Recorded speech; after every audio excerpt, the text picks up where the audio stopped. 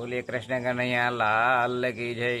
गुरुर् ब्रह्मा गुरुर्विष्णु गुरुर्देवो महेश्वरम गुरुर् साक्षात् परः ब्रह्म तस्मै श्री गुरुवे नमः तस्मै श्री गुरुवे नमः।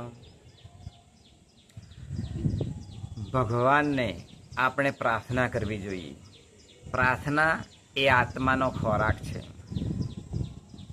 જ્યારે પણ આપણને વિચાર આવે કે ભગવાન શું આપણી પ્રાર્થના સાંભળતા હશે?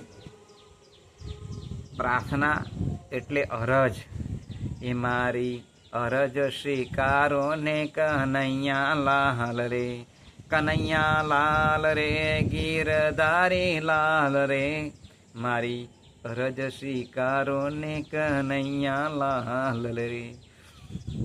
આપણે ભગવાનને પ્રાર્થના કરીએ છીએ, અરજ કરીએ છીએ, સ્તુતિ કરીએ છીએ, ઉપાસના કરીએ છીએ, એટલે સહેજે વિચાર આવતો હોય કે શું ભગવાન આપણી પ્રાર્થના એ સાંભળતા હશે? પણ હા મિત્રો, જરૂર ભગવાન એ આપણી પ્રાર્થના સાંભળતા હોય છે। કારણ કે ભગવાન અત્ર તત્ર અને સર્વત્ર એ વિસ્તરેલા છે, માટે એ દરેક જગ્યાએ વિસ્તાર પામેલા છે। આપણે ગમે ત્યાં જઈએ પણ આપણી સાથે સદાયને માટે એ ભગવાન બિરાજમાન છે। હવે આપ જોતા હશો કે નાના જે ચિત્રો હોય, દ્રશ્યો હોય, એ ટેલિવિઝનની અંદર અથવા મોબાઈલની અંદર ટ્રાન્ઝિસ્ટરથી આપણે દૂર રહ્યા થકા કોઈ પણ જો ચિત્રો મોકલે તો એ ચિત્રો દ્વારા આપણે નિહાળી શકીએ છીએ, દૂરદર્શન દ્વારા।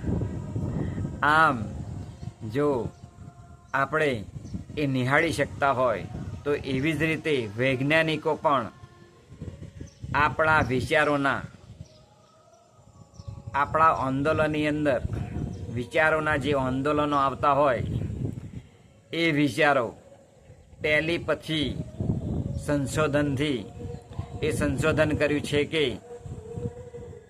વાયુ વેગ કરતાં પણ આપણા મનની જે વિચારોનો વેગ છે એ અતિ પ્રબળ છે અને તરત જ એની અસર એ થતી હોય છે। માટે એ ટેલિપથીથી સંશોધનકારોએ સંશોધન કર્યું છે કે મનનો વેગ એ વાયુ કરતાં પણ